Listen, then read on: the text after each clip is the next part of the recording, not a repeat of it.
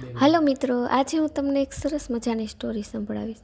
એક શાળામાં એક નવી 30-32 વર્ષની શિક્ષિકાની ભરતી થઈ।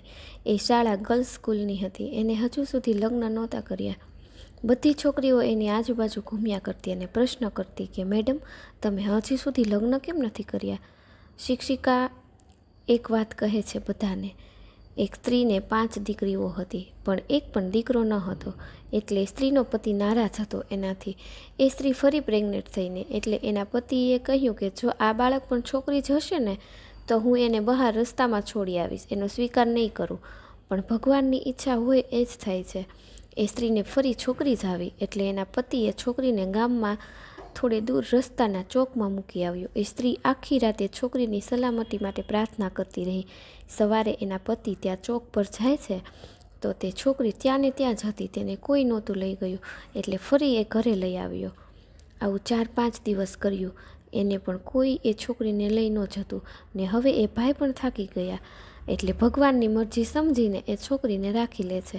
થોડો સમય જતાં એ સ્ત્રી ફરી પ્રેગ્નેન્ટ થઈ। આ વખતે એને દીકરો આવ્યો, પણ એના આવ્યા પછી એની દીકરીમાંથી એક દીકરી મરી જાય છે। એ પછી એ સ્ત્રીને બીજા 3 દીકરા આવ્યા, પણ દર વખતે એક દીકરી મરતી જતી। હવે એ સ્ત્રીને 4 દીકરા તો આવ્યા, પણ દીકરી એક જ રહી, અને એ પણ એ જ કે જેને એ ભાઈ રસ્તા પર છોડી આવ્યા હતા, જેને એ સ્વીકારવા નહોતા માગતા।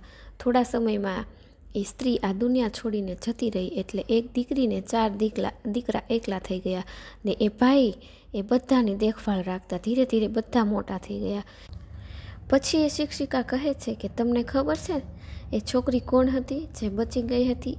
એ હું હતી, ને મેં એટલે લગ્ન નથી કર્યા કેમ કે મારા પિતા હવે વૃદ્ધ થઈ ગયા છે ને જરા પણ કામ નથી કરી શકતા, એટલે મારી કમાણી ઉપર જ અમારું ઘર ચાલે છે, ને હું મારા પપ્પાને દેખભાળ રાખી શકું છું, કેમ કે મારા ભાઈઓ પાસે પપ્પા પાસે આવવાનો સમય નથી, એ તો છોડીને જતા રહ્યા છે એ બધા। પપ્પા હવે દુઃખી થઈને કહે છે કે જે દીકરા મેળવવા મેં તને આટલી તકલીફ આપી એ વિચારીને હું શર્મિંદગી અનુભવું છું।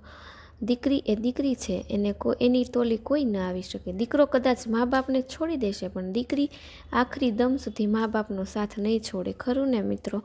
જો તમને મારી આ સ્ટોરી પસંદ પડી હોય તો કોમેન્ટ કરીને જરૂરથી જણાવજો, અને લાઈક અને સબસ્ક્રાઈબ કરવાનું ભૂલશો નહીં, જેથી હું આવી અન્ય સ્ટોરી તમારા સુધી પહોંચાડી શકું। Thank you.